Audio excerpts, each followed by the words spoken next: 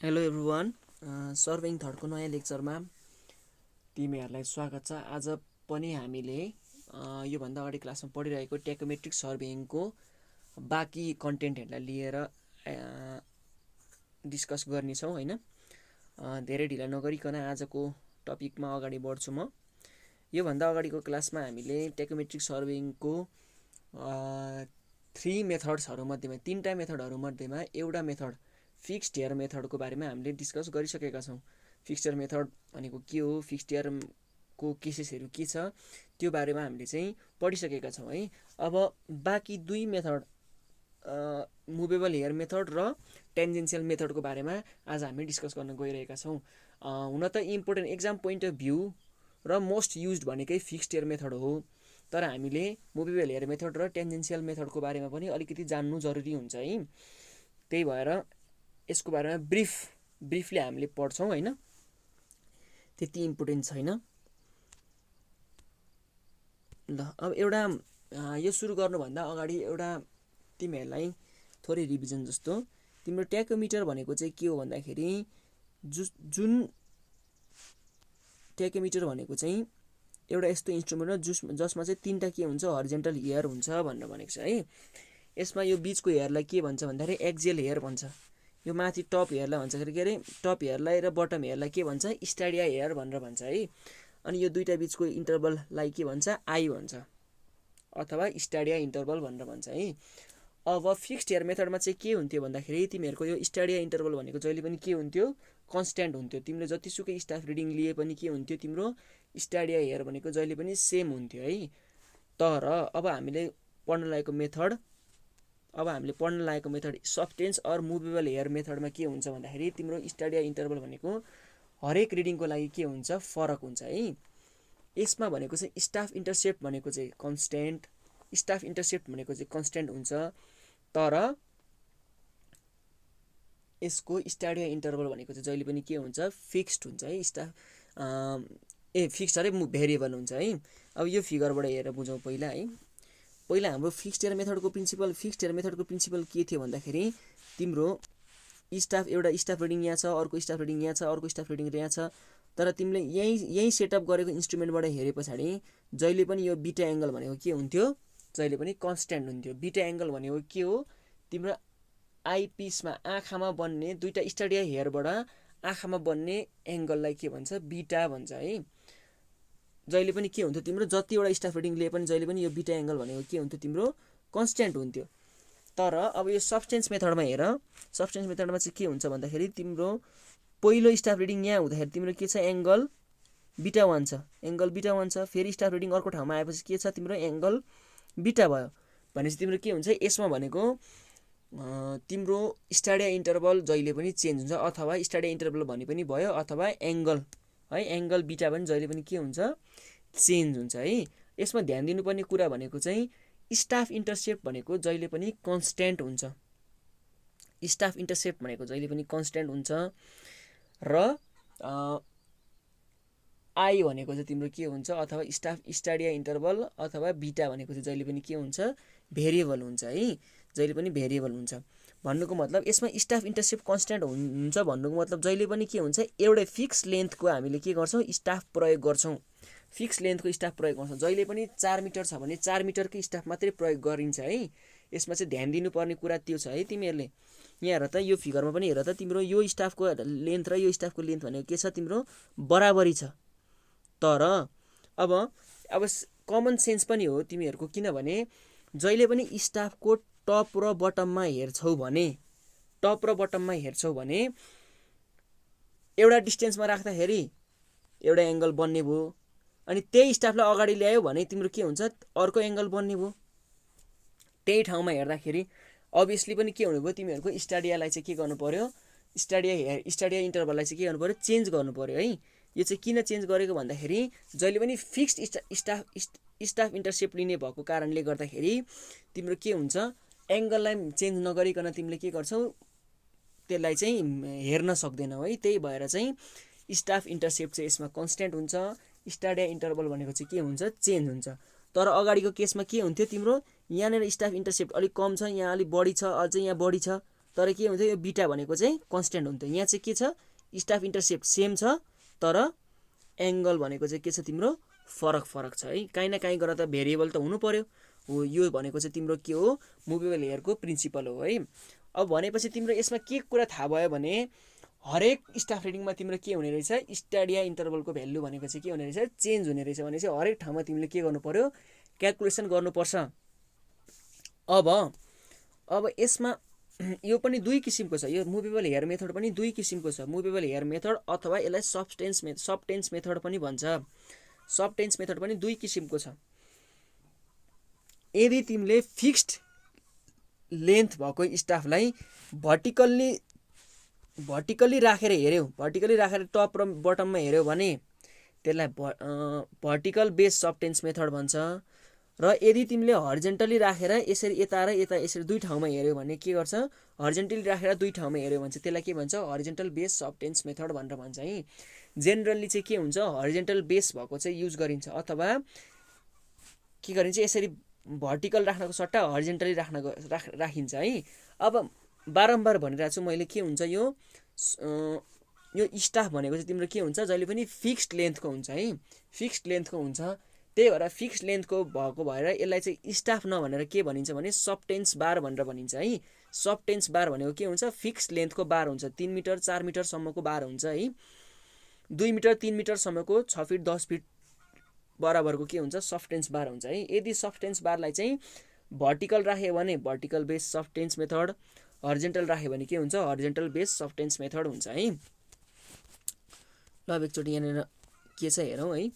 In this method staff intercept is kept constant ठीक छ but the stadia hair is variable. Staff इन्टरसेप्टलाई constant राखेपछि के हुने भयो स्टाडिया हेयर त भेरिएबल हुने नै भयो है। The upper and the lower stadia wires can be move by micrometer screw in the vertical plane. अब तिनीहरूलाई मुभ गर्नको लागि चाहिँ के हुन्छ स्टाडिया इन्टरभललाई मिलाउनको लागि एउटा स्क्रु हुन्छ अरे है।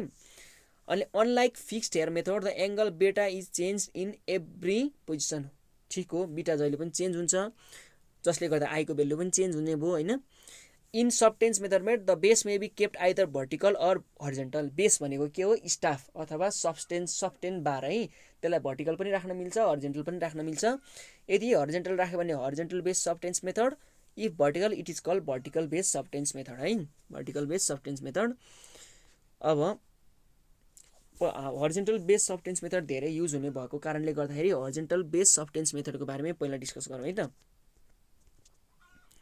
हरिजेन्टल बेस सबटेन्स मेथडमा के हुन्छ तिम्रो सबटेन्स बार अथवा स्टाफलाई चाहिँ के गरिन्छ फिक्स लेन्थ भएको एउटा स्टाफलाई चाहिँ के गरिन्छ हरिजेन्टल्ली राखिन्छ है। हरिजेन्टल्ली राखिन्छ यसलाई चाहिँ के गरिन्छ भन्दाखेरि यसलाई चाहिँ ट्राइपोडमा राखेर हरिजेन्टल्ली राखिन्छ है। यसमा लेभल बबल पनि हुन्छ है जसले गर्दाखेरि चाहिँ त्यसलाई लेभलमा राख्न मिल्छ। पहिला एकचोटि यहाँ फिगर हेरौँ। यो यस्तो हुन्छ है तिम्रो हर्जेन्टल बेस सफ्टेन्स मेथड भनेको चाहिँ तिम्रो एउटा ट्राइपोड हुन्छ। यो यतापट्टिको यो भनेको चाहिँ सफ्टेन्स बार हो। सफ्टेन्स बार हुन्छ यो भनेको के हुन्छ फिक्स्ड लेन्थको हुन्छ है। 2 मिटर 3 मिटर 4 मिटरसम्मको हुन्छ। अनि हामीले के गर्नुपर्छ यदि यो दुईटा बिचको डिस्टेन्स पत्ता लगाउनलाई चाहिँ के गर्नु पर्यो भन्दाखेरि यो हरिजेन्टल एङ्गल बिटा मात्रै नापे पुग्छ।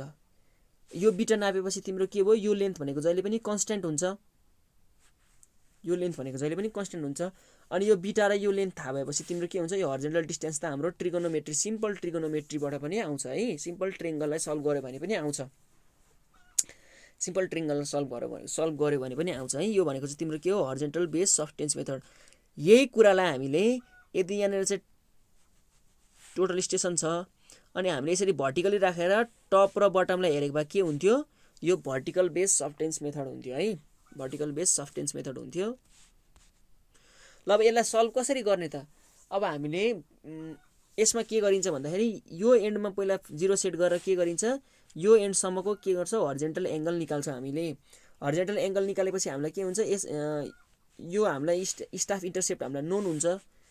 यो भनेको हामीलाई स्टाफ इन्टरसेप्ट हामीलाई नोन हुन्छ।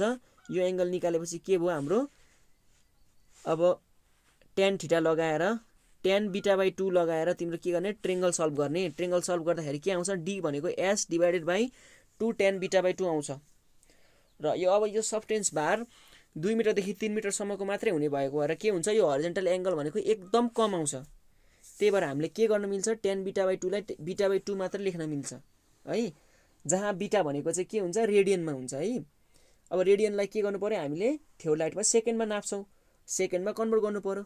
अनि हामीलाई के थाहा छ, 1 रेडियन भनेको 206265 सेकेन्ड हुन्छ है। त्यो सेकेन्ड हालेपछि के हुन्छ, हामीलाई डिस्टेन्सको भ्यालु आउँछ। डिस्टेन्स इक्वल्स टु के हुने रहेछ, 206265 times staff intercept divided by beta horizontal angle के हुनु पर्यो, सेकेन्डमा आउनु पर्यो। अब चाहिँ है कति सेकेन्ड छ, सेकेन्डमा हाल्नु पर्यो। त्यो गरेपछि तिम्रो के आउँछ, हाम्रो हरिजन्टल डिस्टेन्स आउँछ। ल अब एकचोटि सफ्टेन्स बार भनेको के हो भनेर पनि हेरौँ है। सफ्टेन्स बार भनेको के हो, instrument use for measuring horizontal angle, ठिक छ। It is use in a tripod with the ball and socket arrangement. Ball and socket एरेन्जमेन्टको एउटा बार हुन्छ, युजली 2 देखि 3 मिटरको हुन्छ, 2 देखि 3 मिटरको हुन्छ। स्पिरिट लेभल हुन्छ, के हुन्छ, एक्युरेट लेभलको लागि। अब यस्तो हुन्छ तिम्रो सफ्टेन्स बार भनेको है। एउटा यहाँ हेर्ने, एउटा यहाँ हेर्ने, यो भनेको बिच भइहाल्यो, यसरी ट्राइपोड राखिएको हुन्छ। अनि यसलाई चाहिँ के भन्छ, हरिजेन्टल सफ्टेन्स बार भनेर भन्छ है, हरिजेन्टल सफ्टेन्स बार भनेर भन्छ है यसलाई। ल यो भयो हामीले अहिलेसम्म के पढ्यौँ भन्दाखेरि मुभेबल हेयर मेथडको बारेमा पढ्यौँ है, मुभेबल हेयर मेथड। अब हामीले फिक्स्ड हेयर पनि पढ्यौँ, मुभेबल हेयर पनि पढ्यौँ। अब हामीले के पढ्न बाँकी रह्यो भन्दाखेरि टेन्जेन्सियल मेथड पनि पढ्न बाँकी रह्यो है। टेन्जेन्सियल मेथडको बारेमा हेरौँ है त। अब टेन्जेन्सियल मेथडमा चाहिँ के हुन्छ भन्दाखेरि तिम्रो 3टा क्रस हेयर हुँदैन कहिले पनि। यो चाहिँ नर्मल के हुन्छ, तिम्रो सिम्पल प्लस मात्रै हुन्छ भन्नु मतलब एउटा मात्रै हरिजेन्टल लाइन हुन्छ। अब यसले हामीलाई त के हुन्छ भने डिस्टेन्स पत्ता लगाउन टेकोमेट्रीको प्रिन्सिपल के छ भने जहिले पनि हामीलाई के चाहिन्छ, स्टाफ इन्टरसेप्ट एस चाहिन्छ।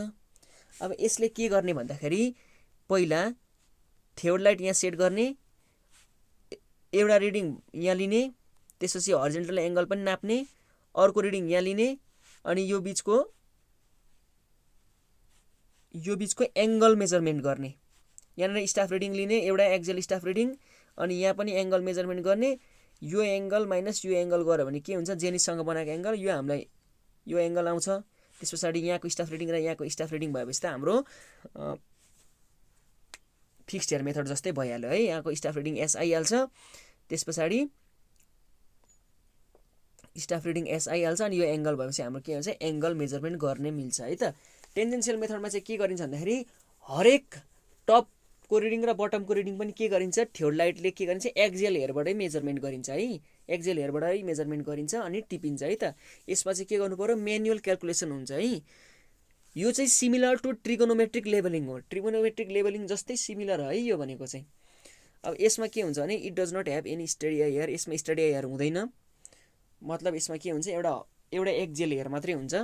अनि horizontal and vertical distance is measured by measuring the angle of elevation and depression. Angle of elevation र डिप्रेसन मेजरमेन्ट गरेर गरिन्छ। अनि since it does not have any stadia hairs all the reading are bisected by axial hair for each vane. भन्नुको मतलब तिम्रो 3टा reading हामीलाई चाहिन्छ जहिले पनि, टप, मिडल र बटम। अब के हुन्छ, हाम्रो उसमा त के हुन्थ्यो, टेकोमिटरमा त 3टै लाइन हुन्थ्यो, हामीले एकैचोटि रिडिङ पढ्न मिल्थ्यो। तर यसमा के गर्नु पर्यो, अब म्यानुअली पहिला यहाँ हेर्नु पर्यो, अनि भर्टिकल एङ्गल पनि नाप्नु पर्यो, सेकेन्डमा यहाँ हेर्नु पर्यो, थर्डमा यहाँ पनि हेर्नु पर्यो। भनेपछि 3टै एङ्गल भएपछि हामीले के गर्न मिल्छ, यो 3टै एङ्गल पनि निकाल्न मिल्छ, अनि स्टाफ रिडिङबाट स्टाफ इन्टरसेप्ट पनि निकाल्न मिल्छ है। अब यसको केसहरू छ है। यदि हामीले हेर्न लागेको डिस्टेन्स चाहिँ बोथ एङ्गल अफ इलिभेसन छ अरे, बोथ एङ्गल अफ इलिभेसन छ भने चाहिँ कसरी निकाल्ने त भनेको छ है।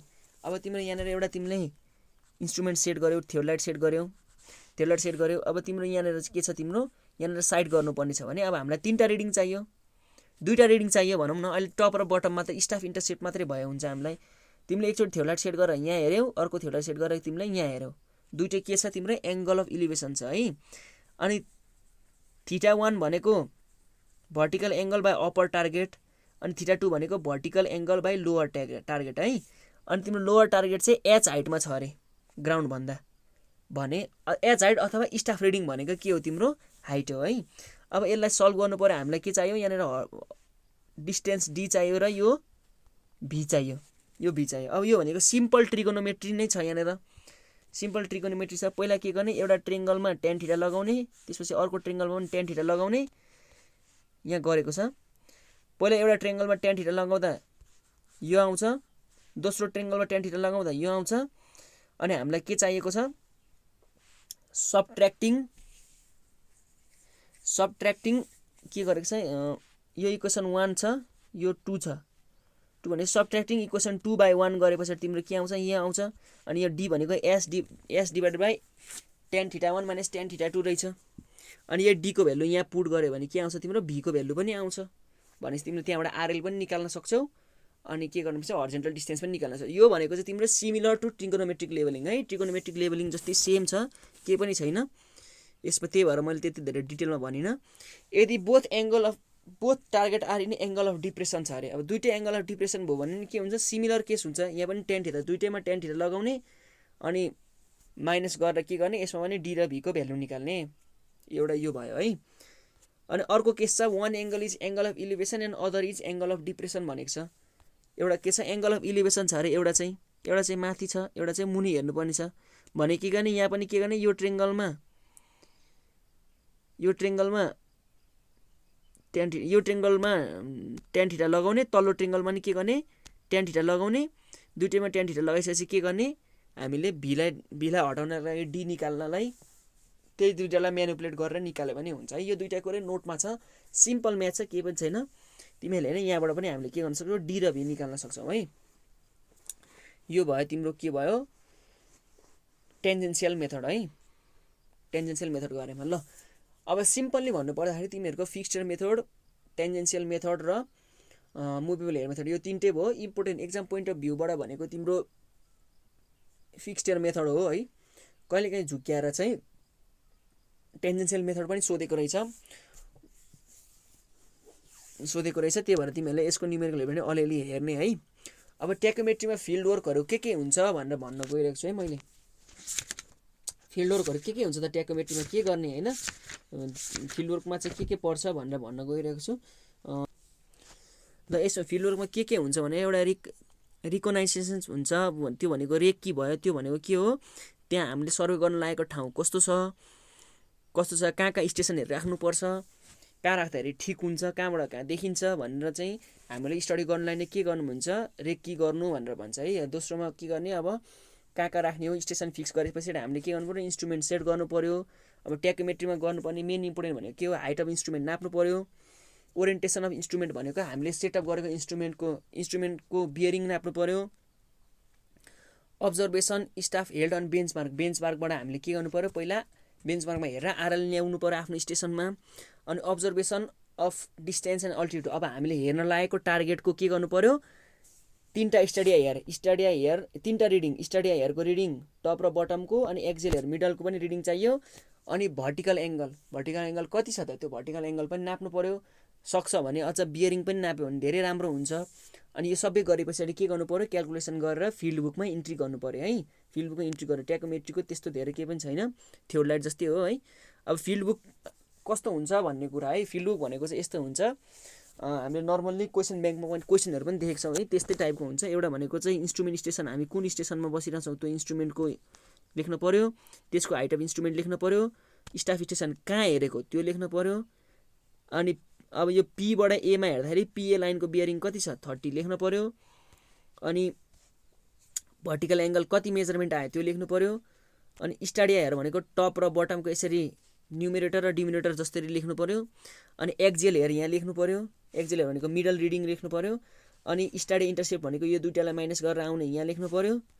अनि अब डिस्टेन्स भनेको क्यालकुलेट गरेर लेख्नु पऱ्यो, भी पनि क्यालकुलेट गरेर लेख्नु पऱ्यो।